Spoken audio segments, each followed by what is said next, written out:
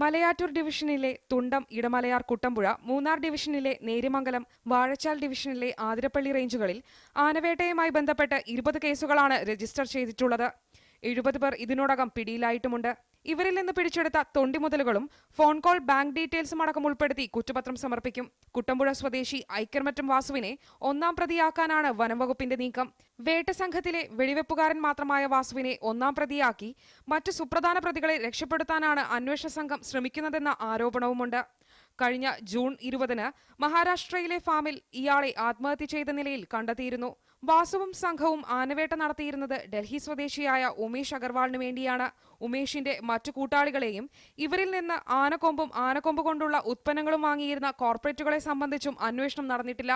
കേസിലെ മറ്റു പ്രധാന പ്രതികളായ കൊൽക്കത്ത തങ്കച്ചി, ഇവരുടെ ഭർത്താവ്, 2 ആൺമക്കൾ എന്നിവരെക്കുറിച്ചും അന്വേഷിക്കേണ്ടതുണ്ട്. ഉമേഷ് പിടിയിലായതിനു ശേഷമാണ് തങ്കച്ചിയും സംഘവും കൊൽക്കത്ത വിട്ടതെന്നാണ് അന്വേഷണ സംഘം പറയുന്നത്. പിന്നീട് ഇവരെക്കുറിച്ച് യാതൊരു സൂചനകളുമില്ല. ഇവർ പിടിയിലാകുന്ന മുറയ്ക്ക് കുറ്റപത്രം പ്രത്യേകം സമർപ്പിക്കാമെന്നാണ് വനം വകുപ്പിന്റെ നിലപാട്. മീഡിയ 1 കൊച്ചി.